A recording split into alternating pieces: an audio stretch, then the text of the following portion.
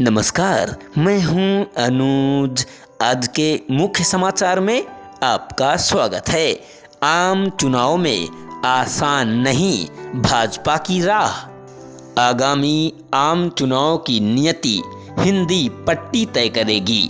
इस क्षेत्र में लोकसभा की 225 सीटें हैं, जो कुल संसदीय सीटों का 40% हैं।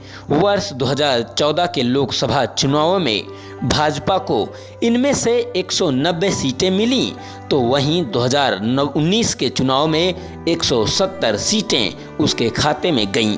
विपक्षी मोर्चा INDIA जब तक इस हिंदी पट्टी में भाजपाई प्रभाव में सेंध नहीं लगाता, तब तक भाजपा को केंद्र की सत्ता से हटाने की संभावनाएं बहुत कमजोर होंगी। हालांकि ऐसा नहीं है कि भाजपा अजेय है। कम से कम 3 ऐसे कारण हैं जो हिंदी पट्टी में भाजपा के लिए मुश्किलें बढ़ाकर उसका विजय रथ रोक सकते हैं। पहला कारण तो एक बड़े वर्ग के भीतर हो रही यह अनुभूति है कि मोदी सरकार के 2 कार्यकाल में गरीबों के जीवन स्तर में कोई खास सुधार नहीं हुआ है।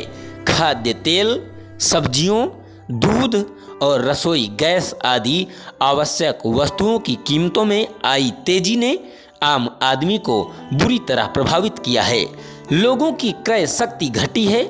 इससे भाजपा की छवि पर पहले ही आघात हुआ है।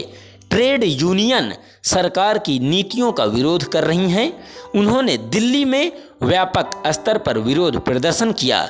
यह बात अलग है कि गोदी मीडिया ने उसे दिखाया नहीं। बेरोजगारी भी एक बड़ा मुद्दा है। देश में 21 से 29 वर्ष की आयु वाले युवाओं में बेरोजगारी दर करीब 29% है। ये पहलू आम चुनाव के नतीजों पर असर डालेंगे। दूसरा कारण लोगों का गोदी मीडिया के उस रवैये से ऊब जाना भी है, जिसमें पूरी कवरेज 1 या 2 लोगों के इर्द गिर्द होती है। इस हद दर्जे की आत्ममुग्धता और कुछ लोगों के सुनियोजित चित्रण ने लोगों को मुख्य धारा के मीडिया से दूर कर दिया है। लोग इंटरनेट मीडिया प्लेटफॉर्म का रुख कर रहे हैं, जहां मोदी सरकार का वैसा महिमा मंडन नहीं किया जाता। इस लिहाज से एक्स यानी पूर्व में ट्विटर और अन्य इंटरनेट मीडिया मंचों पर बढ़ती सक्रियता न केवल लोगों के ऊबने बल्कि एक वैकल्पिक दृष्टिकोण के उभार का भी संकेत है। ये नज़रिए भी अब तेजी से जगह बना रहे हैं, जो वर्तमान शासन के प्रति बदलते रुझान को दर्शाता है।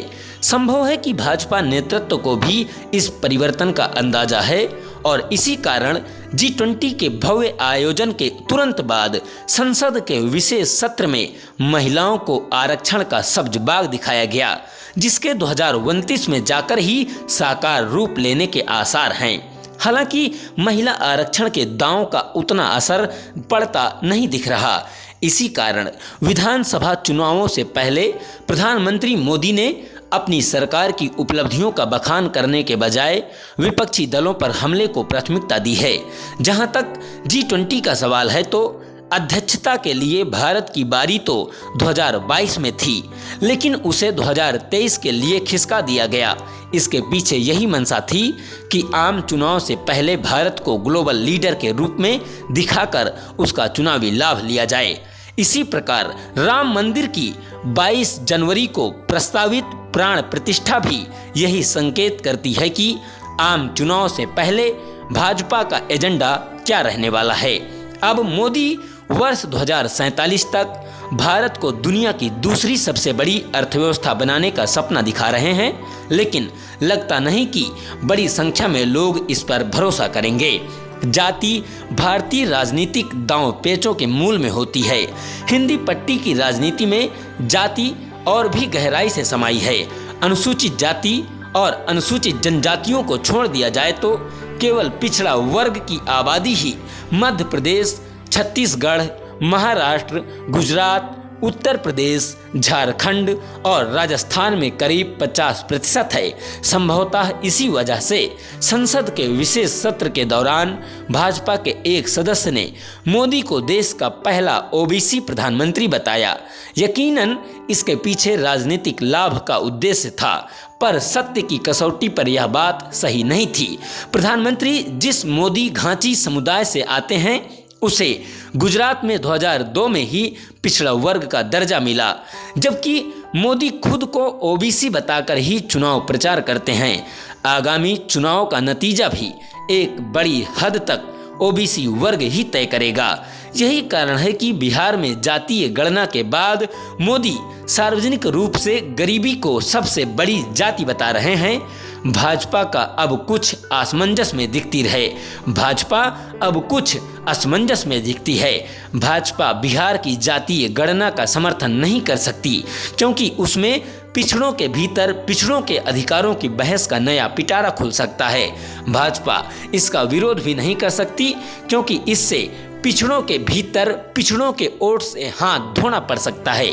इंदिरा साहिनी मामले में पिछड़ों की संख्या 50% मानते हुए इस वर्ग के लिए आरक्षण को 27% के स्तर पर निर्धारित किया गया। जनगणना के रुझानों में ओबीसी की 60% अनुमानित संख्या को देखते हुए हिंदी पट्टी के अधिकांश राज्यों में 27% की इस सीमा को बढ़ाने की मांग और मुखर हो सकती है। इसका भी मोदी न विरोध कर सकते हैं और न ही समर्थन।